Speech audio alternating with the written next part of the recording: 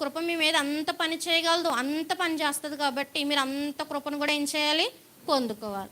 ఒక ప్రదేశంలో అంట కుర్రోడు ఉన్నాడంట. ఎవరో ఒకసారి గట్టిగా హల్లి చెప్పండి. మరొకసారి. ఒక ప్రదేశంలో అంట కుర్రోడు ఉన్నాడంట. అంటే చిన్ని పిల్లోడు, మా పిల్లలు ఉన్నారు చూసారా, అలాంటి పిల్లోడంట ఒక షాప్కి వెళ్ళాడంట. వెళ్ళి లోపలికి వెళ్ళలేదు, బయట నుంచే అద్దాలు ఉన్నాయి చూసారా, అందులోంచి చూస్తే ఏడ్చేస్తున్నాడంట. ఏడుస్తూ ఉంటే అటు నుంచి ఒక పెద్ద ఆయన నడుచుకుంటూ వస్తున్నాడంట.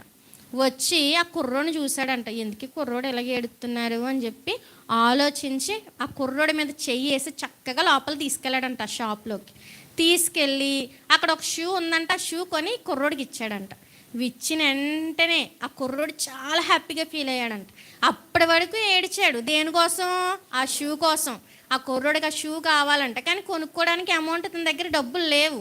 అందుకనేసి ఇంకేం చేయాలో తెలియక ఏడితే కనీసం ఆడైనా కనికర పడతాడేమో షాపు ఓనర్ అని చెప్పి ఒక ఏడిచాడు. కానీ అతను కనికర పడలేదు, ఎందుకంటే అతను బిజినెస్ కదా అది.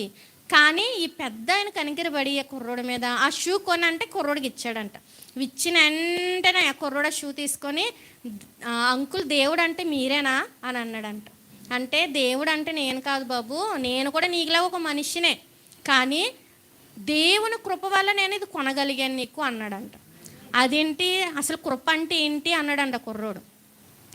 నేను ఇది కొనే సామర్థ్యం నాకు వచ్చిందంటే ఎవరి వల్ల? దేవుని వల్ల. అంటే దేవుని కృప నాకు సహాయం చేసింది నేను నీకు కొనడానికి, అందుకే నేను నీకు ఇది కొనగలిగాను. అదే దేవుని కృప నాకు సహాయం చేయలేదు అనుకో, నేను నీకు కొనలేను కదా.